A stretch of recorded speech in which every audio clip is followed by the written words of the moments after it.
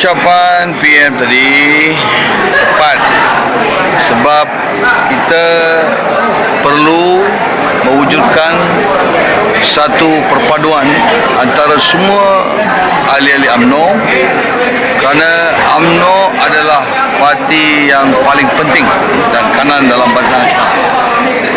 Kalau ada masalah dalam UMNO, mesti ada masalah dalam semua parti lain. Dan pertama, perpaduan kekuatan sokongan penuh daripada bukan saja ahli Majlis Tertinggi UMNO, sokongan daripada tiap-tiap ahli UMNO itu amat penting kepada Barisan Nasional. Saya bagi contoh, kalau ada satu keluarga bapa dia gaji tak cukup, dia balik rumah tiap-tiap kali isteri dengan anak-anak bagi dia tekanan yang begitu teruk, bapa tak boleh buat apa-apa kerana dia punya kerja itu saja gaji yang dia boleh dapat.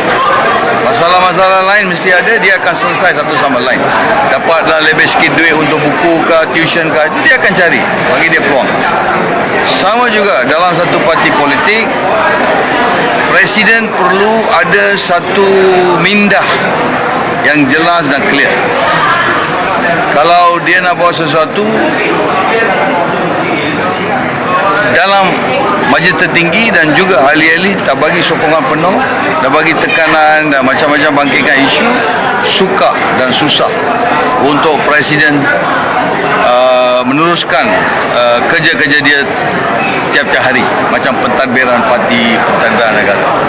Selagi yang penting itu Datuk Seri Najib bukan saja presiden untuk UMNO, dia juga Perdana Menteri untuk seluruh rakyat di Malaysia.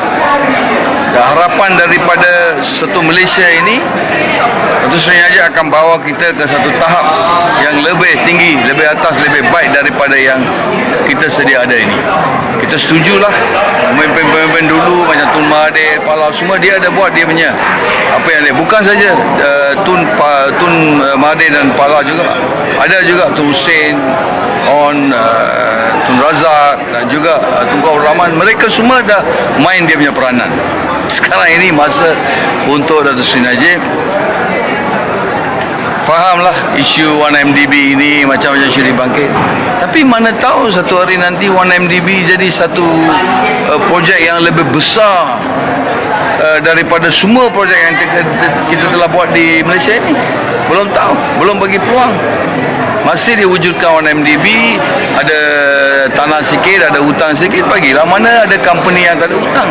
Company besar mesti dia punya hutang lebih besar, company kecil hutang kecil.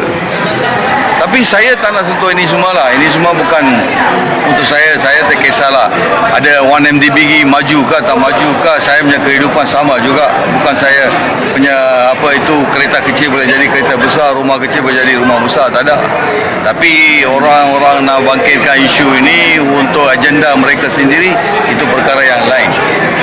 Tapi come back to politik, dalam satu parti kita boleh contoh nampak daripada parti-parti lain, MCA baru-baru selesai isu presiden, MIC masih di mahkamah, kita tidak tahu apa yang akan berlaku.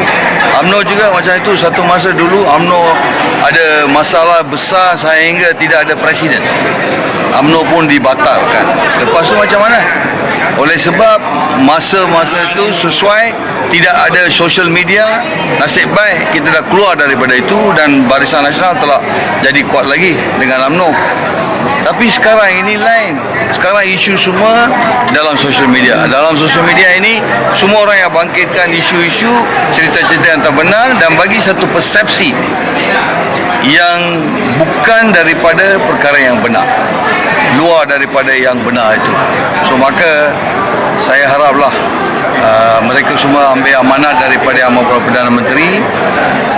Bukan dia sesiapa, dia ada kerusi sebagai jawatan sebagai Perdana Menteri dan jawatan sebagai Presiden.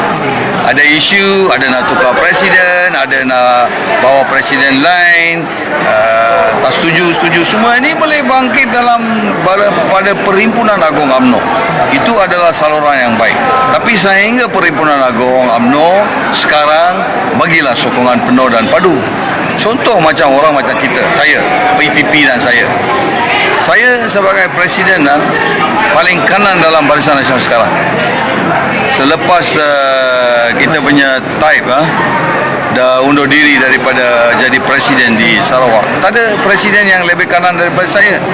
Saya dah 21 tahun dalam BN. PRU 13 tak dapat kursi parlimen untuk presiden yang paling kanan, tapi saya setuju kerana amalan dan prinsip kita yang kita pegang adalah setia kepada perjuangan kita, setia kepada Barisan Nasional, setia kepada rakan-rakan kita dalam Barisan Nasional. So bos Perdana Menteri sebagai bos dalam BN, dia kata KBS PPP tak dapat parlimen, you don't get a parliament. Saya setuju. Lepas tu Tunku Anang kata bos cakap pergi ke kursi negeri di Perak yang tak boleh menang, langsung Barisan tak menang kursi itu, I pergi juga. Ini kerana prinsip kita setia kepada perjuangan kita, kita setia kepada parti-parti rakan kongsi kita. Dan dalam politik kita perlu sabar.